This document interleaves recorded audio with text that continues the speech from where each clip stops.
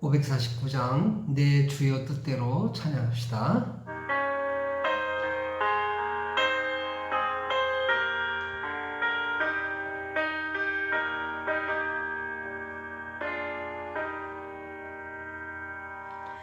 내 주여 뜻대로 행하시옵소서. 온 몸과 영혼을 다 주께 드리니 이 세상 돌아간 주 인도하시고 날 주관하셔서 뜻대로 하소서. 내 주여 뜻대로 행하시옵소서. 큰 심 중에도 낙심케 마소서. 주님도 때로는 울기도 하셨네. 날 주관하셔서 뜻대로 하소서. 아멘. 오늘 하나님 말씀은 요한복음 12장 27절의 말씀입니다. 요한복음 12장 27절 말씀 제가 읽겠습니다. 지금 내 마음이 민망하니 무슨 말을 하리요. 아버지여 나를 구원하여 이때를 면하게 하여 주옵소서. 그러나 내가 이를 위하여 이때에 왔나이다. 아멘. 어떤 어머니가 자식을 위해서 기도합니다. 하나님 아버지, 우리 자식 편안하게 해주세요. 우리 자식 만사 형통하게 해주세요. 우리 자식 부자 되게 해주세요. 우리 자식 승승장구하게 해주세요. 그렇게 기도합니다. 그리고 맨 마지막에 빼놓을 수 없는 게 있죠. 머리가 되게 하시고 꼬리가 되지 않게 하옵소서. 여러분, 이 기도 속에는 사명이라는 게 없잖아요. 하나님이 보내신 근본 목적이 없잖아요. 거의 모든 사람들은 이와 같이 자식들이 되기를 기도하지요. 창세기를 보면 아담과 하와가 어땠습니까? 하나님께서 그들에게 정말 모든 걸 다 주셨어요. 아담과 하와는 어떻게 보면 최초의 부동산 왕인지도 몰라요. 다 주셨어요. 그래서 동산 중앙에 선악을 알게 하는 나무 하나 빼놓고 다 주셨어요. 그런데 그들은 그것마저도 가지려 했잖아요. 그리고 하나님의 자리까지 넘봤어요. 그들에게 있는 그 소유욕, 그 권력욕, 명예욕,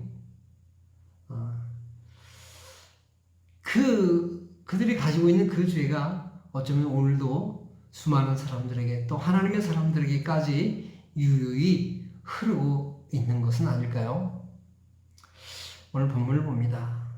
예수님께서 지금 곤란 가운데 계세요. 오늘 성경에 보니까 내 마음이 민망하다, 이런 말씀을 하셨어요. 민망하다. 헬라어로 타라소라는 거예요. 이 말의 뜻은 뭐냐면 혼란스럽다, 당황스럽다, 그런 뜻이에요. 우리 국어사전에는 뭐라고 되어 있냐면 부끄럽다라는 말도 있다고 합니다. 또 말씀하세요. 내가 지금 무슨 말을 하리요? 이것은 예수님께서 그만큼 지금 힘든 가운데 계신 거예요. 그래서 이때를 면하게 해 주시옵소서라고 기도합니다. 왜냐하면 예수님께서 십자가의 고통이 얼마나 큰 거고 얼마나 어려운 것인가를 예수님은 아셨기 때문에 그래요.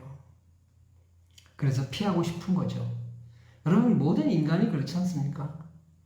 고난을 즐거워하는 사람이 어디 있겠습니까? 고난은 다 피하고 싶어 하는 것이에요. 야고보서에 보면 너희가 시험을 만나거든 기뻐하라. 너희가 이로 인해서 온전해지고 인내를 갖게 된다 했지만 그러나 시련은 피하고 싶은 거예요. 그런데 한편 예수님은 또 이것을 아셨어요. 그것은 뭐냐면 자신에게 피할 수 없는 사명이 있다는 것입니다. 미션이 있다는 거예요. 하나님이 보내신 미션이 있다는 것입니다. 십자가의 죽으심은 오로지 예수님만이 감당할 수 있는 거예요. 다른 이름으로는 구원에 이를 수 없다고 성경은 말씀하고 있어요. 그렇죠. 모든 사람이 죄인인데 죄인이 어떻게 죄인의 죄를 짊어지겠어요? 불가능한 일이죠.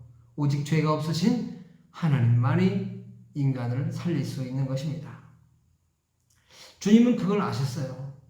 그래서 인간 예수는 그 십자가를 피하고 싶고 그러나 하나님의 아드님으로서는 감당을 해야 되겠다 하는 이 두 가지 마음이 지금 예수님께 있어요. 그래서 예수님께서 내가 혼란스럽다 라고 말씀하신 것이죠.